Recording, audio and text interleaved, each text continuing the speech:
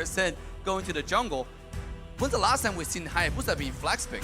Here's the thing. When you say 99%, every time I get flashbacks for MPL my God. MY, it might not necessarily be it. We'll have to see at the very end. Ruby gets locked in as well. So you telling me, I'm telling you, it's a little tough to say. What? Ruby could go into the support position. Martis can go into the support position, both of which we haven't seen in a while. Ruby more commonly than Martis, of course. It's still so flexible, and you're right. Well, we'll see.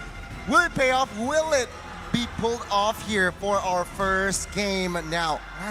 Last hero here for RRQ. They have Magical Burst, they have the physical. What else do they need? They need someone that can be the backlines, Beatrix. All right. Of course. All right. Walk me through this gold lane matchup. What should we expect pre-level 4 and beyond after? I mean, Popo and Koopa is a character we don't really see much in the scrim practice before M4. But coming in Popo in the lane, I expect to play really aggressive because it does have the talk to buy you every so often. And Beatrix actually need a little bit of scaling now because of the iteration nerfs in the previous patches. It does feel a little bit bad that, you know, Wesker doesn't hurt as much, so you can just take up over like one or two shots once you get like your first item. But, you know, things have changed. Imagine Popo and Koopa combined with the real world manipulation from Yi. It's gonna be an easy turn for Todak to take RRQ. They need an answer with this strat, for this strat. I don't know. I'm looking specifically at Clay. He's got to have some tip-top gameplay to take out Popo and Koopa and still make sure that Moon doesn't get out of his lane at all. But who is excited for Albert on the Fanny, though, as we walk into game 1? Well, let's find out. Let's ask the people here who's excited for Todak versus RRQ as we jump right into the land of dawn. Immediately, we are seeing purple buffs being started on Rival actually opting not to, as he is going to be on this Martis. The Hayabusa has been flexed. Oh, wow, all right, Hayabusa, not right. What the heck is going on? Chiku guys on the Hayabusa in the gold lane with that high and dry and executes. What do you think about this, Ask Dave? Todak always surprises us with their playstyle, with their switches, swaps. You can see Popo going to the goal lane, just bullying the Suzhong right now because of the range with the help of Yumski. And on the other side, Hayabusa was execute. Once you get level 4, if you do one combo, the execute is going to help you secure the kill. Oh, look, a little bit of jungle invade coming out from Win. Yeah, I mean, Vin is going right in deep. He needs to go through, but here comes Albert already with the steel cables looking for that first blood. He's able to flicker out and out of there as Vin walks out just in time. Clay manages to get just enough life, and Albert succeeds. Oh no, Rival succeeds in getting that Litho Wanderer. First blood rates as shown on screen, 87% and the majority leaning towards Todak. It shows, right, that RRQ, we know RRQ as a very aggressive team, but Todak in M4, it's actually them who has a 87% first blood rate, so that speaks volume. While Todak responding, yeah, you want to play early game, let me play early game. Let's see though. Albert here is struggling almost 2 minutes. Buff is on the opposite side of the map. Yeah, but at the same time, look at Todak. They're all in position and have more level 4 approaching this first turtle. Look at Rival is already getting on that bottom side though. Yep, they find the initial catch and immediately Blackjack secures the kill onto Momo. That's first blood. As Moon now in trouble, flickering out of the way under the turret as Rival finds the King of Shore Sky Guardian. They're going to be locking him down, finding the trade immediately. A quick execute. Clay still holding on. He still has his ultimate. If they walk up too close, it could be danger for Rival. They're sniffing him out as Albert has his purple buff and starting to walk down towards Turtle's side. Bin continuing to harass as much as he can, but here we go. Steel cables already out. Real world manipulation comes through. Knocks up 2. Already gets it. Here comes Clay. Securing the Turtle and Martis in one fell swoop. Momo is not going to let that slide though as he continues to shoot them down one by one. R7 in the middle of the fight too. Doesn't want to get involved anymore. There's just too many numbers as they back away. RRQ, they lost the neutral objective, but they secured and equalized in total kill points. Todak, yeah, they were forcing the fights, but fortunately the Clay, with the clutch rough waves, they actually managed to find the equalizer. 2 minutes spell check. Item check. Yumski, what a play on a Ruby there. He waited for Albert to come in, and a beautiful execution of skill to stop him mid-flight. When you can see Albert was going for Moon on the Eve there in the back, right? The moment when Eve showed up, you see the Fanny flying in, but not too fast of Yumski, who stopped his stop the Fanny in the mid-track. Oh no, losing a purple buff as well. Not the end of the world for Martis at the very least, as he's not as dependent on it. But the next play could be happening towards the bottom side of the map again. We see Fanny moving over and Yumski getting into the right position here. Well, it seems like Chiku guys also secured his Thunder Strike. What it does, adds movement speed and penetration. So perhaps he might go crazy the next 2 minutes, but take a look at the mid side here. Yeah, they find the initial hit on towards Vin, but he's not the priority target here as the real world manipulation comes on in. Vin jumps in, moves into My God! into the rough waves. Another beautifully laid combo. Moon cannot respond. Now, bottom side even getting threatened. The petrified There we go. wave knocked up. Momo cannot do anything about it, but the Alpha Wolf keeps him alive long enough, but unfortunately, it's just too much damage. RRQ with a very sharp execution, and Todak, they are paying the price. And now let's concede. Back into the action. Oh my gosh, I'm gonna comment on the fans. It seems like they're excited. Are you guys excited for RRQ? Oh There my you You go. god. got your answer. You got your answer, but now here comes the turtle. This is going to be a really important objective for both sides. It's going to be a potential no, it's not a 4v4, as Fanny's on the top side already chunking Chiku down, guys, down to half There we go. HP. Bin's going to be starting things off immediately on top of Yumski, but for how long? Clay Bin. still waiting for an opportunity. He's getting dicey here. R7 himself jumps in to try to save his teammate, but it's too late. One goes down, and now it's a 4v2. It's not looking good as purple buff is being invaded at the same time, but RRQ have the right idea, slowing this turtle as much as they can until reinforcements show up. The turtle is so low. Martis is able to secure it. There we Here go. comes Albert for the potential beat-up. Yumski is going to lock him down just enough. The cutthroat is able to find his neck. Now Moon is R7. outnumbered. R7 is still chasing down Rival. Real world manipulation coming up a little late just to ensure that they secure the kill on towards R7 side. Mid lane continue getting attacked as Chiku guys dying over to Clay once more. Mid lane falls, and RRQ will grab another lead. But take a look at Albert here with the jukes, with the cables as well.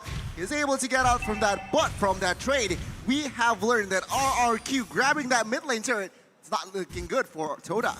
It's not, and also the Hayabusa switch to the EXP lane has not been paying them any dividends. You can see so far, just get absolutely decimated by the Hilda CC plus Beatrix. Beatrix is scaling up already. Let's take a look at Moon. Moon has now reached 300 assists, ranked number 3rd in the most assists in M series. What? Only 3rd? I'm thinking about how many more number 1 and number 2 have in terms of assists at this stage of the game. But with 55 seconds on the clock here, walk me through the potential fight. Wait, hold on. The catch out to Finn. Immediately, the I'm Offended comes on through. Clay looking for an opportunity to jump into the middle of the fight, but the opportunity has closed. Todak moves back. Snipe coming in for Skylark does not connect as they focus back on the waves. RQ, they are now leading in economy here just by a bit. So what it says, Todak, it is still comebackable. But now RRQ, they need to be careful in picking their fights. Take a look at Albert. He is just grabbing jungles, waiting for information given out by his teammates to give the green light. So it's just a very, very sharp and well-coordinated RQ up until now. You gotta pay attention to RQ's playstyle. This entire game, when the rest of the team is dragging the attention of Todak, you have Albert just farming and slaying on the side. Not only did he steal buff, he's able to find a pick here and there. This guy is absolutely popping off today. Oh, he got Chiku on a really good timing while he's clearing the wave, and he didn't have the Oki shadow kill, so really nicely played coming in for Albert. This is going to relieve a lot of pressure on that back line. Now let's see, Turtle is going to be started up. Vin once again being in that front line, trying to bait out as many abilities as possible, but R7 pushing out that mid lane, forcing Todak to give this objective up. Rival, he's thinking about it. Does he want to jump on in to try for a steal? No, he backs off. There's nothing much that he can do at this point, but the Malefic Roar purchase coming in from Chiku, going back into his lane. They have to calm down.